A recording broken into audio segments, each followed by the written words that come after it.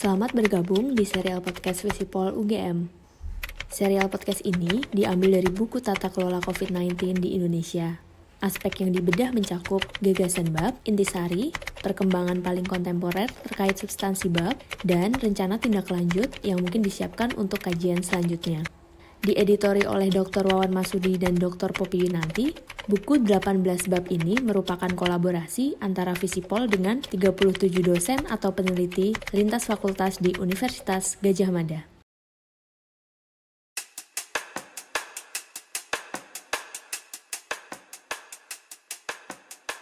COVID-19 telah memberikan tantangan baru bagi sebuah fenomena global semacam ini.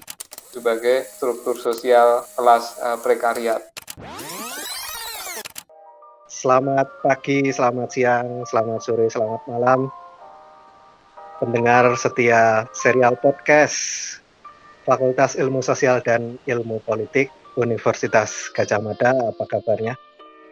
Semoga semua dalam keadaan sehat selalu. Kali ini kita balik lagi dengan obrolan podcast kita soal tata kelola COVID-19 di Indonesia.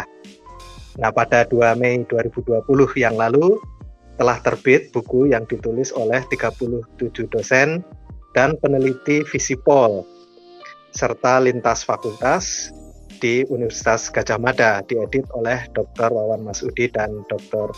Poppy S. Winanti. Nah, kita sangat beruntung hari ini Dr. Wawan dan Dr. Poppy hadir bersama kita untuk membahas pertanyaan-pertanyaan lain seputar buku yang belum ditanyakan ya, karena sebelumnya baik Mas Wawan maupun Mbak Poppy sudah tampil dalam podcast yang kami produksi di HI. Saya Muhammad Rum dari Departemen Ilmu Hubungan Internasional. Selamat siang Mbak Poppy, Mas Wawan, gimana kabarnya? Halo Mas Rum. Halo Rum. Kabar baik, thanks. Sama-sama Mas, semoga sehat selalu di tengah WFH dan juga berpuasa. Nah, ini kita tahu semua pandemi sudah menyebar termasuk di Indonesia dan ada banyak hal, aspek-aspek yang mau kita diskusikan dan juga bukunya sudah ada di publik, bisa di-download secara cuma-cuma melalui Gadjah Mada University Press portal di digitalpress.ugm.ac.id. Nah, Mbak Poppy dan Mas Wawan, gimana nih? Sudah 2 minggu terbit, perasaannya gimana nih Mas Wawan dan Mbak Poppy? Mbak Poppy dulu deh. 2 minggu terbit, sudah banyak masukan, mungkin sudah banyak yang komen. Sejauh ini sih kayaknya responsnya cukup baik ya Mas Rum. Ini termasuk buku yang paling awal ya untuk kajian yang terutama untuk melihat dari aspek kebijakan begitu. Jadi masih harap-harap cemas karena memang biasanya kan orang baru sadar belakangan kalau perlu mengkritik begitu ya. Jadi yang sejauh ini sih masih oke. Tapi nanti mari kita tunggu jika ada masukan dan kritikan gitu. Jadi masih harap-harap cemas lah gitu Mas Rum. Siap Mbak Poppy. Mas Wawan gimana Mas?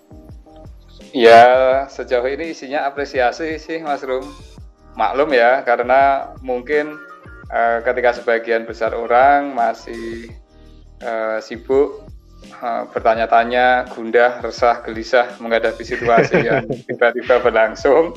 Ini kan kebetulan kita di Visipol dan rekan-rekan di UGM mencoba untuk mendistrak ketidaknyamanan akibat WFA, akibat COVID dengan berkarya ya.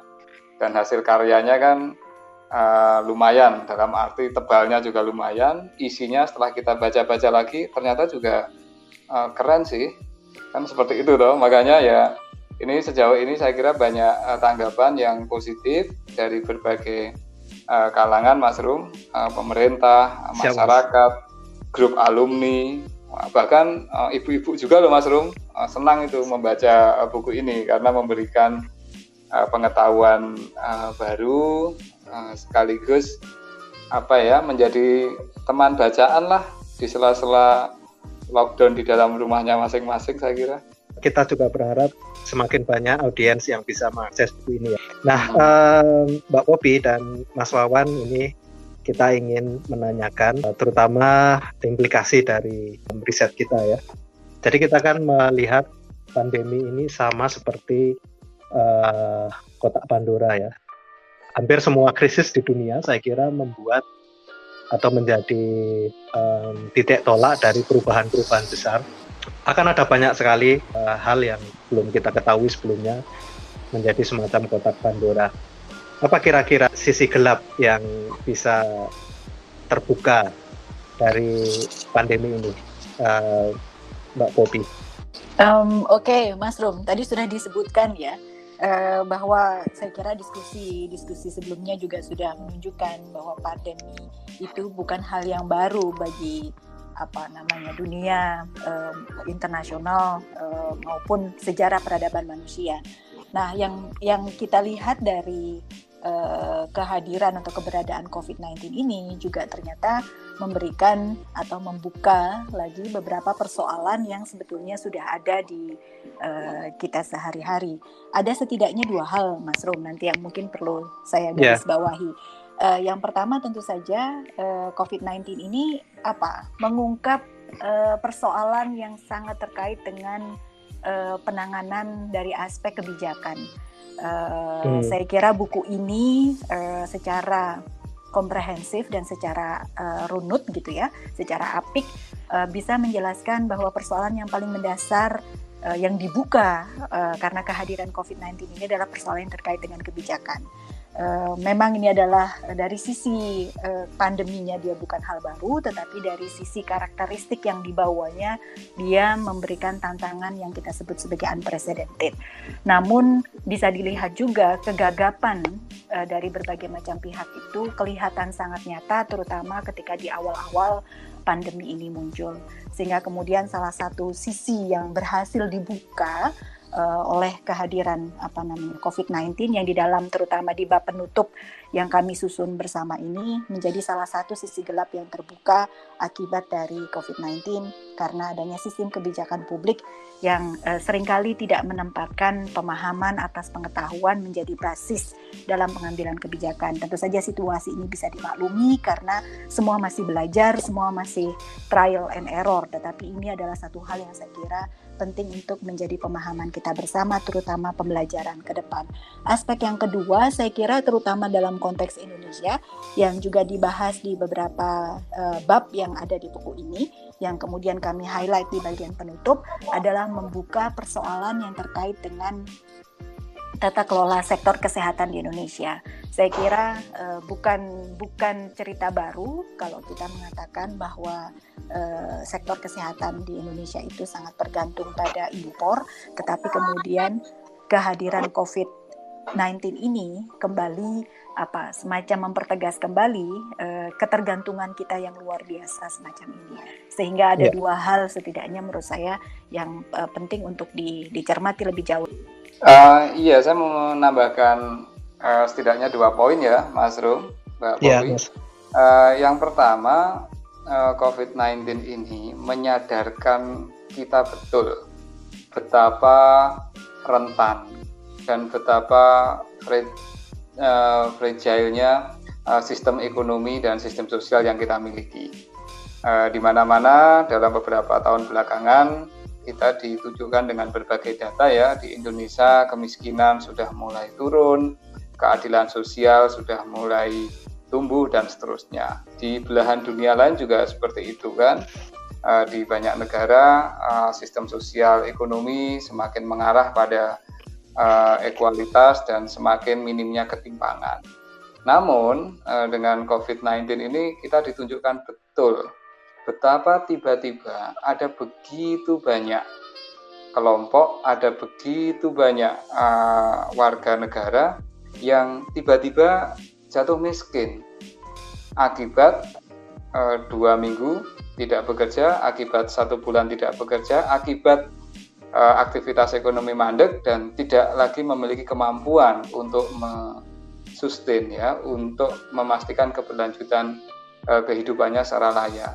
Nah, ini COVID-19 telah membuka struktur yang secara teoritik kita sebut sebagai struktur sosial kelas prekariat. Sebuah kelas di masyarakat yang dalam situasi normal itu nampaknya aman dari sisi sosial, dari sisi ekonomi, nampaknya ada dalam situasi kehidupan yang baik, dalam situasi normal. Tetapi begitu situasi abnormal berlangsung, secara sangat cepat mereka jatuh ke garis bawah kemiskinan.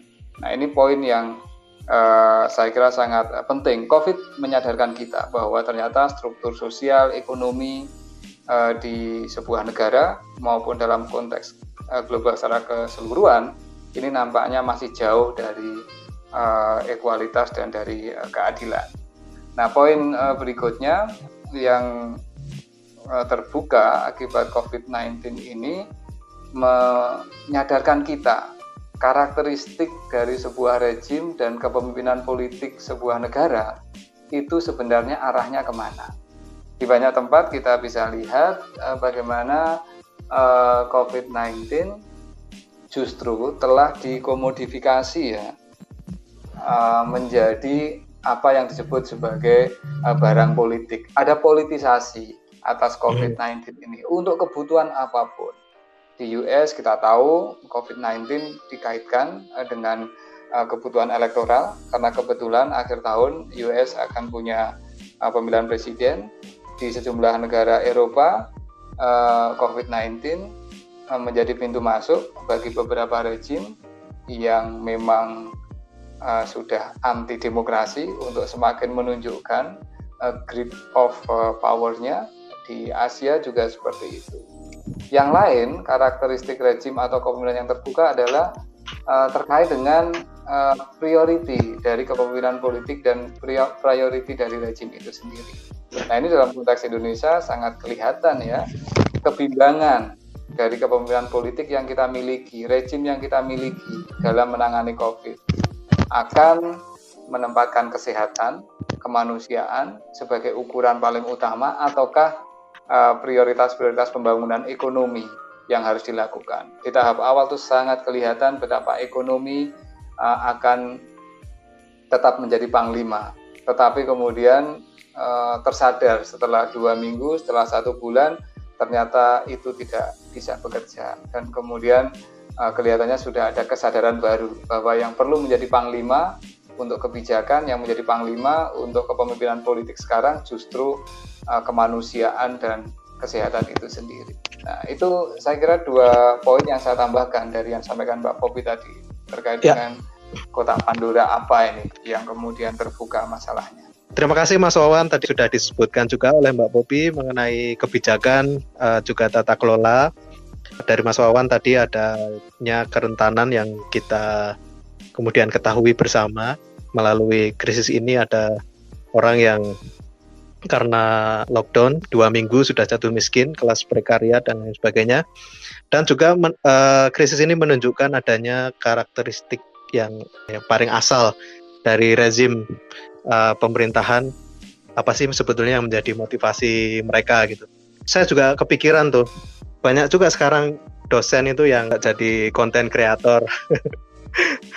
Apa sih sebetulnya momentum-momentum yang menarik dan perlu kita notice ya terkait dengan pandemi ini? Silahkan mungkin Mas Wawan. Menarik ini Mas Rum, momentum perubahan dan skenario pasca COVID-19 ini seperti apa? Kalau secara umum dari diskusi yang saat ini berkembang, orang kan menggunakan istilah the new normal ya. The new normal apa sih yang akan terjadi pasca COVID? Dan sebagian new normal itu banyak membicarakan tentang protokol kesehatan, tentang cara hidup, dan lain sebagainya. Tapi dalam refleksi kami, ada beberapa momentum perubahan dan kemungkinan skenario post COVID-19 yang bisa kita lacak ya. Yang pertama, COVID-19 telah mengubah wajah peradaban dan relasi kemanusiaan yang lebih bersandar pada efisiensi serta pemenuhan aspek-aspek esensial.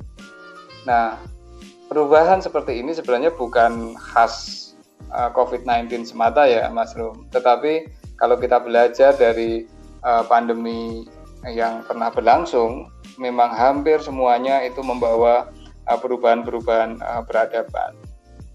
The Black Death yang terjadi di Eropa pada medieval ages membuka ruang perubahan bagi munculnya masyarakat Eropa yang lebih egaliter. Ya, peradaban baru yang terbentuk di sana. Nah, COVID-19 saya kira juga akan membawa beberapa perubahan terkait dengan aspek-aspek tersebut ya, membuat kita lebih bersandar pada alam, pentingnya untuk menjaga lingkungan dan lain sebagainya, mengembangkan sebuah sistem yang lebih efisien dan seterusnya. Termasuk juga COVID-19 akan mendorong munculnya sebuah sistem layanan dasar, baik pendidikan maupun kesehatan yang harapannya bersifat lebih universal, lebih egaliter lah. Meskipun pada yang bersamaan tentu ada masalah yang nanti dihadapi dari sisi itu. Itu pertama, jadi COVID-19 menjadi momentum untuk melakukan perubahan beberapa aspek peradaban kita. Yang kedua, ini terkait dengan dimensi solidaritas saya kira. Akibat COVID-19, karena ini berlangsung tidak hanya di satu tempat, tetapi meluas hampir di seluruh penjuru dunia, kita bisa saksikan bersama-sama tumbuhnya apa yang kita sebut sebagai the extended solidarity, ya. Sebuah solidaritas sosial baru yang bersifat meluas, bukan hanya meluas cakupannya, tetapi juga meluas aktornya. Cakupannya ini bukan hanya solidaritas di level global, tetapi juga nasional, bahkan subnasional di level lokal. Dari sisi aktor yang terlibat, ini juga sangat luas ya. Artis terlibat, public figure terlibat, orang-orang kaya merasa perlu untuk ikut bergerak, akademisi seperti kita Mas Rum juga coba ikut bergerak ya, mencoba untuk menuangkan pemikiran, masyarakat secara umum seperti itu. Dan ini menjadi menarik ya, ternyata di tengah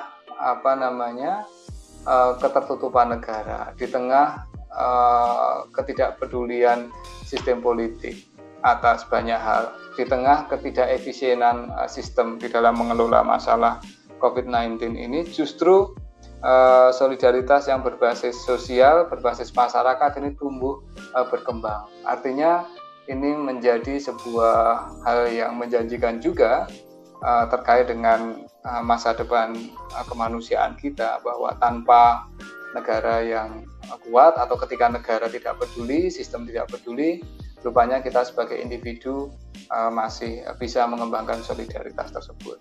Itu dua aspek yang saya catat sih. Iya, terima kasih Mas Wawan.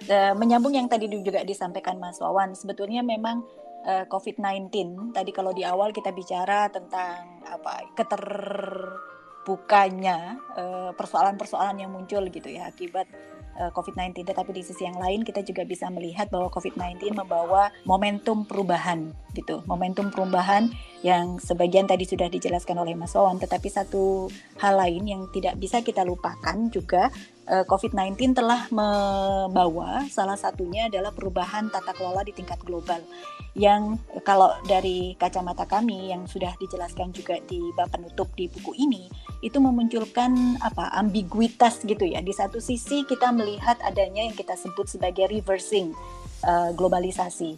Jadi kalau kita selama ini belajar bahwa terutama ya setelah misalnya perang dingin usai, yang kita lihat sekarang dunia yang semakin terkoneksi, dunia yang semakin lintas batasnya menjadi semakin tidak jelas, dan kemudian beberapa hal yang saya kira memang menunjukkan aspek globalisasi atau yang kemudian kita sering terbuai dengan istilah global village dan seterusnya. Nah, COVID-19 telah memberikan tantangan baru bagi sebuah fenomena global semacam ini. Karena apa? Sekali lagi karakteristik penyebaran virusnya yang saya kira semakin sulit untuk bisa diredam akibat dari interaksi manusia yang juga semakin lintas batas negara tadi. Sehingga kemudian kehadiran COVID-19 mempertanyakan kembali aspek-aspek globalisasi, aspek-aspek interaksi manusia yang semacam ini. Itu di satu sisi. Jadi kita melihat adanya yang kita sebut jangan-jangan yang terjadi sekarang adalah keinginan orang untuk mulai menutup diri, menjaga diri akibat karena penyebaran virus yang tadi sangat mudah melalui lintas batas negara. Namun di sisi yang lain, tadi juga sudah disampaikan oleh Mas Wawan, kita melihat sesuatu yang sekali lagi menjadi ambigu. Di satu sisi orang kemudian makin menyadari pentingnya untuk semakin tertutup, tetapi di sisi yang lain kebutuhan untuk saling bekerja sama semakin kuat. Nah, disinilah yang kita lihat juga ada perubahan tata kelola di tingkat global yang akan dicerminkan dari dua sisi yang seolah-olah saling bertentangan tadi. Satu, memunculkan reversing globalisasi, tapi di sisi yang lain tuntutan menyelesaikan COVID-19 ini, menyelesaikan penyakit virus COVID-19 ini juga membutuhkan kerjasama yang luar biasa.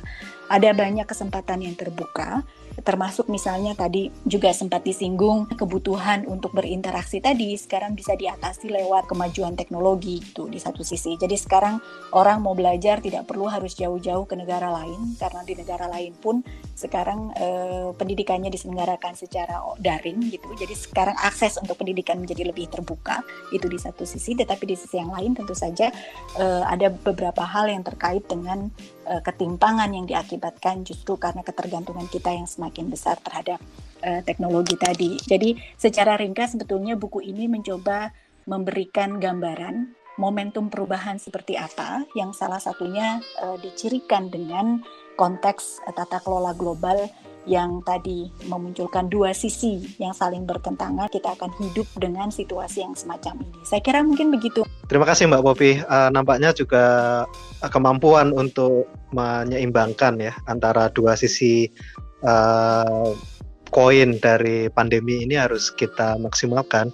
Terutama tadi Mas Wawan menyampaikan ada potensi untuk extended solidarity, tetapi di sisi lain Mbak Poppy juga menyampaikan ada reversing globalization ya, di mana orang sekarang mendapatkan disinsentif untuk meningkatkan intensitas angka kunjungan dan lain sebagainya. Nah, itu tadi adalah hal-hal yang bisa kita bayangkan di dalam kebijakan tata kelola dan juga globalisasi. Saya ingin juga menanyakan bagaimana dengan perkembangan ilmu pengetahuan. Apakah ada, ini mungkin belum ditulis di buku, tapi kita juga ingin tahu pandangan dari para editor, Mas Wawan dan juga Mbak Poppy mengenai trajektori perubahan di dalam knowledge production, terutama setelah pandemi. Iya, ini pertanyaan menarik sekali Mas Rum, yang memang belum sempat kita refleksikan dalam buku ini, tetapi sudah menjadi pikiran kita ya. Yang pertama, jelas pandemi ini memberikan pertanyaan sangat besar kepada ilmu pengetahuan. Dalam konteks ini ilmu sosial, ilmu politik ya, ilmu pemerintahan, ilmu kebijakan. Terkait dengan relevansi keilmuan. Untuk menjadi relevan, sekarang ilmu sosial, politik, ekonomi, kebijakan itu seperti apa sih, atau apa yang harus dilakukan? Mengapa? Karena kita tahu bahwa sekali lagi ini bukan soal kesehatan pada akhirnya. Ini soal bagaimana kita mengelola sebuah aspek paling mendasar dari tantangan kemanusiaan kita. Dan dalam konteks itu, ilmu sosial ini dituntut untuk menghasilkan sesuatu yang secara praktikal, secara relevan, bisa dipakai untuk berkontribusi menyelesaikan masalah-masalah ini. Jadi, being relevance ini menjadi salah satu tantangan. Nah, untuk menghasilkan ilmu pengetahuan yang relevan, yang sebenarnya ini sudah menjadi perdebatan lama juga ya. Ini apa yang kemudian bisa dilakukan? Prosedurnya lalu harus seperti apa? Ya jelas yang pertama refleksi secara teoretik saja kemudian jadi tidak cukup. Yang diperlukan justru sekarang mengkombinasikan antara analisis-analisis yang berbasis pada tantangan-tantangan real yang dihadapi oleh masyarakat dengan perspektif-perspektif yang ada untuk menghasilkan sebuah body of knowledge baru. Yang bentuknya seperti apa kita juga belum tahu. Ya, mudah-mudahan sih kajian awal ini menjadi bagian dari upaya itu untuk menjadikan agar keilmuan kita dalam bidang sosial politik ini tetap relevan dengan perkembangan, mencoba untuk memberikan masukan dan seterusnya. Poin kedua yang kami pikirkan itu terkait dengan semakin pentingnya mendekati persoalan secara lintas disiplin, ya, secara lintas disiplin, secara multidisiplin bahkan. Artinya ini situasi yang memaksa agar orang kesehatan yang mengkaji ilmu kesehatan berbicara dengan ilmu sosial, berbicara dengan ilmu kebijakan, berbicara dengan ilmu engineering, berbicara dengan ilmu geografi dan seterusnya.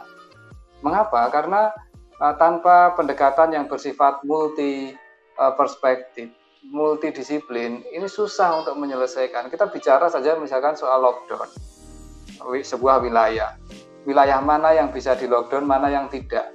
Ini kan melibatkan banyak sekali pertimbangan di situ, bukan hanya soal sosialnya, bukan hanya soal arah politiknya, tetapi juga soal bagaimana karakteristik wilayah yang akan di lockdown, yang itu punya hubungan nanti dengan karakteristik wilayah itu dengan sistem supply and chain, nanti terkait dengan kultur masyarakat, nanti terkait dengan dimensi kesehatan dan seterusnya. Ya, jadi arah keilmuan ke depan saya kira kita harus semakin membuka diri, membuka kemungkinan untuk saling berkolaborasi, mengembangkan kajian-kajian yang bersifat jauh lebih multidisiplin daripada yang sekarang ini. Kalau kita kemarin memang di bab pengantar di buku ini sudah mengatakan bahwa situasi yang kita lihat dari COVID-19 itu kita sebut sebagai dari krisis kesehatan ke krisis tata kelola. Dari pemilihan judul ini saya kira menunjukkan betapa situasi sekarang itu semakin memberikan tempat kepada perlunya pemahaman situasi ini dari kacamata ilmu sosial, ilmu politik. Di situ kemudian kita diskusikan tentang bagaimana pengelolaan terhadap COVID-19 ini tidak bisa diselesaikan, tadi juga sudah disampaikan oleh Mas Wawan, hanya dari satu disiplin ilmu. Dan disinilah saya kira kontribusi dari ilmu sosial dan ilmu politik terutama di dalam membantu untuk menangani krisis yang kita sebut sebagai krisis kesehatan, tetapi ternyata ini sebetulnya lebih kepada sebuah krisis yang kita sebut sebagai krisis tata kelola. Itu yang pertama. Dan yang kedua, saya kira perkembangannya ke depan, apa kontribusi yang bisa diberikan dari kita akademisi di bidang ilmu sosial dan ilmu politik, tentu saja untuk memikirkan kembali tadi yang sudah didiskusikan sebelumnya tentang terkait dengan new normal. Realitas setelah COVID-19 ini seperti apa yang bisa kita pikirkan. Tadi sudah kita diskusikan ada banyak aspek yang kemudian harus beradaptasi atau berubah dengan situasi sekarang. Nah, apa yang bisa kita berikan kemudian adalah memberikan pemahaman dari analisis yang sudah kita lakukan untuk memberikan kebijakan yang lebih kira-kira nanti jauh lebih manusiawi, jauh lebih bermanfaat dan jauh lebih relevan terhadap kebutuhan masyarakat.